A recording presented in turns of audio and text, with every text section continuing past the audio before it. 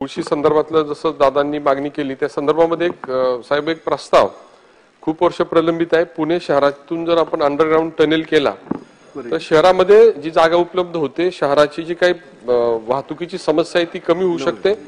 त्या टनेलला अंदाजे येणारा खर्च एक 800 कोटीच्या आसपास प्राथमिक आहे आणि त्या माध्यमातून वाहतुकीची समस्या सुटेल आणि जवळपास 3 टीएमसी पाणी वाचेल असा प्राथमिक अहवालात म्हटलेला आहे.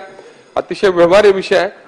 तो जर 5 वर्षाचा पुढचा कार्यक्रम हाती घेतला तर वाहतुकीची समस्या सुटेल आणि पाण्याची समस्या सुटेल. तो एक निर्णय आपण घेणार का?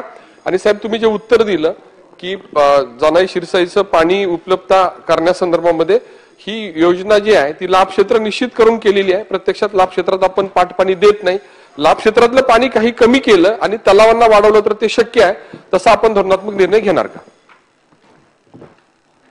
पहिल्यांदा जो छोटा कॅनल आहे ज्यातनं सगळं पाणी म्हणजे त्याचा वापर तसा कमी होतो आणि त्याला पाईपलाईनच्या पद्धतीने वापरलं तर पाण्याची मोठ्या प्रमाणात बचत होईल आणि त्यासोबत ती जागाही उपलब्ध होईल.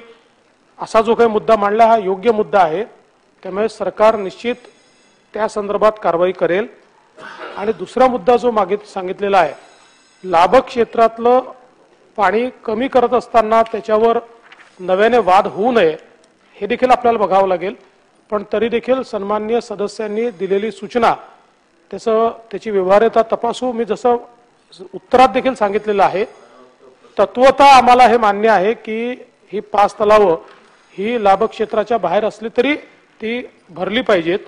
परंतु ते करत असताना पाण्याची उपलब्धता एक महत्वाचा विषय आहे. ते पडताळून ती उपलब्धता असेल तर निश्चित हे करण्यात येईल. राहुल कुलसाहेब. अध्यक्ष महोदय, लक्षवेधीचा विषय हा पुणे आणि परिसरातील शेती, शेतकरी आणि शेतीचं पाणी या संदर्भातला आहे. मी वारंवार या संदर्भामध्ये वेगवेगळ्या आयोजनांच्या माध्यमातून वेगवेगळे प्रश्न उपस्थित करण्याचा प्रयत्न केलेला आहे आणि त्या माध्यमातून शेतकऱ्यांना दिलासा देण्यासाठी काही उपाययोजना होणं आवश्यक आहे. मुळातच ही धरणं किंवा खडकवासला धरण साखळीतली धरणं ही शेतीसाठी झाली आणि कालांतरानं पुणे शहराचा जादाचा पाणी वापराचा जो काही ताण आहे हा या व्यवस्थेवर आला. MWRने वेगवेगळे निर्णय घेतले आणि 11.5 टीएमसी पर्यंत पाणी पुणे शहरानं वापरावं अशा प्रकारचा अंतिम निर्णय झालेला आहे. त्याची अंमलबजावणी अजून झालेली नाही. ती अंमलबजावणी होईपर्यंत काही उपाययोजना होणं आवश्यक आहे आणि त्या संदर्भातले 2 माझे प्रश्न आहेत. खडकवासला ते फुरसुंगी बोगद्याचं काम आपण हाती घेतले असं उत्तरामध्ये म्हटलेलं आहे. तर हे काम कधीपर्यंत सुरू होणार आणि ते कधीपर्यंत पूर्ण करण्याचं उद्दिष्ट आहे, हा एक माझा या संदर्भातला पहिला प्रश्न आहे. माझा दुसरा प्रश्न असा आहे की खडकवासला उजवा कालवा, बेबी कॅनॉलची बरीचशी कामं ही हाती घेण्यात आलेली आहेत. काही प्रस्तावित आहेत आणि काही अजून त्याला मान्यता व्हायची आहे. तर ही सगळी प्रक्रिया ज्याला वारंवार विधानसभेमध्ये वेगवेगळ्या मार्गाने वर्षभरामध्ये ही कामं सुरू केली जातील असं मागच्या 6-7 वर्षापासून आश्वासन दिलेलं आहे. ही खडकवासल्याची कामं आपण कधीपर्यंत सुरू करणार आणि कधीपर्यंत पूर्ण करणार हा माझा दुसरा प्रश्न आहे.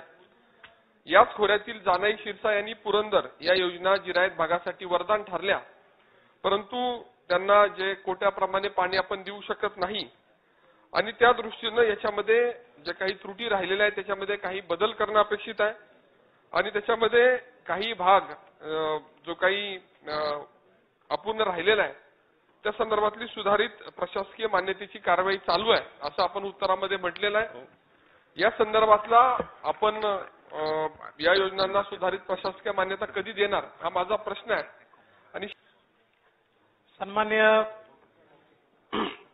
अध्यक्ष महोदय, सन्माननीय सदस्यांनी जे काही प्रश्न या ठिकाणी विचारलेले आहेत यामध्ये पहिल्यांदा खडकवासला, उजवा कालवा, बेबी कॅनाल याची प्रस्तावित कामे आणि त्या संदर्भात सोबत जानाई शिरसाई आणि पुरंदर योजनामधील दोष दुरुस्त करणं, अपूर्ण कामे पूर्ण करणं. मुळातच ही सगळी जी कॅनल सिस्टीम आहे की ज्याच्यामध्ये पानशेत, टेमघर, खडकवासला आणि वरसगाव असा सगळा हा कॅनल सिस्टीमचा भाग आहे. या संपूर्ण भागाच्या इम्प्रूव्हमेंटची एक स्कीम आता आपण तयार केली आहे आणि आम्ही नुकतीच एडीबीशी चर्चा केली आहे आणि 1300 कोटी रुपयाची एडीबीची स्कीम आम्ही या संदर्भात आता म्हणजे त्यांच्याकडे सादर करतोय. त्यांनी चर्चेमध्ये तत्वता त्याला मान्यता दिली आहे, कारण ही खूप जुनी सिस्टीम झाली आहे, त्याच्यामुळे त्याची एफिशियन्सी कमी झाली आहे आणि ही एडीबीनी मान्य केली तर हे सगळे जेवढे मुद्दे आपण मांडलेले आहेत त्या सगळ्या मुद्द्यांना त्या ठिकाणी आपल्याला ते काम करता येईल आणि म्हणून निश्चितपणे येत्या काळामध्ये हे सगळं काम आपण हातामध्ये घेणार आहोत। यासोबत खडकवासला ते फुरसुंगी बोगद्याचं काम जे आहे हे मी आजच त्या संदर्भात सूचना दिली आहेत की कुठल्याही परिस्थितीत पुढच्या 3 महिन्यामध्ये या संदर्भातली सगळी कारवाई आपण पूर्ण केली पाहिजे, कारण अनेक वर्ष आपण केवळ त्याची चर्चाच करतोय पण ते काही होत नाहीये। तर त्या संदर्भातली देखील आज आपण निर्णय हा घेतलेला आहे। मुळशी धरणाचं समुद्रात जाणारं जे पाणी आहे ते मूळ प्रवाहाकडे नेण्याच्या संदर्भात एक कमिटी आपण मागच्या काळामध्ये केली होती, आपण स्वतः त्या समितीमध्ये होतात। काही रिकमेंडेशन्स त्या समितीने दिलेले आहेत, तर त्या रिकमेंडेशन्सचा नक्की शासन गांभीर्याने विचार करेल। मंत्री जलसंपदा मंत्री असल्यामुळे आणि नागपूर अधिवेशनामध्ये काही उत्तरं त्यांनी दिलेली असल्या संदर्भात माझे 2 स्पेसिफिक प्रश्न आहेत। हा प्रकल्प पुणे शहर आणि पुणे ग्रामीणच्या दृष्टीने अतिशय महत्त्वाचा खडकवासला प्रकल्प आहे। खडकवासल्यापासून लोणी काळभोर पर्यंत जो टनेल आपल्या विचाराधीन आहे त्याचं टेंडर काढलं जाईल असं आपण नागपूर अधिवेशनामध्ये जाहीर केलं होतं, ते कधीपर्यंत काढलं जाईल हा माझा पहिला प्रश्न आहे। आणि या संपूर्ण खडकवासला कालव्याची दुरावस्था पाहता, त्या ठिकाणी असणारी अव्यवस्था पाहता, पुणे शहराचा अति पाणी वापर पाहता यासाठी एशियन बँकच्या माध्यमातून एक संपूर्ण असा इंटिग्रेटेड दुरुस्तीचा प्रकल्प हाती घेतला जाईल अशा प्रकारचं दुसरं आश्वासन त्यांनी दिलं होतं। हा प्रकल्प कधीपर्यंत सुरू होईल हा माझा दुसरा प्रश्न आहे। त्याचप्रमाणे आपण ज्या 2 बाबी या ठिकाणी सांगितल्या, एक तर आपलं जे टनेल आहे खडकवासला ते लोणी काळभोर आणि दुसरा एशियन डेव्हलपमेंट बँकचा, तर खडकवासला ते लोणी काळभोर टनेलच्या संदर्भातला जो काही प्रकल्प आहे तो आता SLTC ला आपण सादर केलेला आहे, त्यामुळे त्यांची मान्यता मिळाल्यानंतर तो करू आणि एशियन डेव्हलपमेंट बँकचा जो प्रकल्प आहे तो एक सामूहिक प्रकल्प आहे, त्याच्यात प्रोग्रेस होते आहे, लवकरच त्या संदर्भातला निर्णय घेतला जाईल। मी आभार मानतो माननीय उपमुख्यमंत्री देवेंद्रजींचं, त्यांनी आता पुन्हा एकदा जवळपास अस्थिरीकरणासाठी 250 कोटी रुपये या प्रकल्पाला देण्याचं मान्य केलं आणि या महिन्यामध्ये ते मार्गी लावतायत, त्यामुळे त्यांचे आभार मानतो। एशियन बँकेच्या माध्यमातून खडकवासला टनेलचा जवळपास 2100 कोटीचा प्रकल्प प्राथमिक स्वरूपामध्ये शासनानं मान्य केलेला आहे। एशियन बँकेने त्याला अर्थसहाय्य देण्याचं मान्य केलं। जानाई शिरसाईचं PDN नेटवर्क करून बंद नळीतून ही पाण्याची व्यवस्था करण्याचंही एशियन बँकेने त्या संदर्भामध्ये अर्थपुरवठा करण्याचं मान्य केलेलं आहे। आणि हे सगळं होत असताना त्या परिसरातील पाण्याची भविष्यातील होणारी टंचाई ही कमी करण्याचा प्रयत्न होतोय, तरी पाणी कमी आहे। त्यामुळे मागच्या शासनानं मुळशी धरणातलं, टाटाच्या धरणातलं जे विपुलतेच्या खोऱ्याकडे विशेषतः जे काही पाणी समुद्रामध्ये जात होतं ते या तुटीच्या खोऱ्याकडे वळवण्यासंदर्भातली समिती केली होती, त्याचा अहवाल प्रलंबित आहे आणि त्याच्यामध्ये सकारात्मक निर्णय होऊन भविष्यामध्ये या परिसरातील पाणी टंचाई कायमस्वरूपी दूर करण्यासंदर्भातली भूमिका राज्याचे जलसंपदा मंत्री माननीय देवेंद्रजी घेत आहेत, त्याबद्दलही त्यांचं मी आभार मानतो।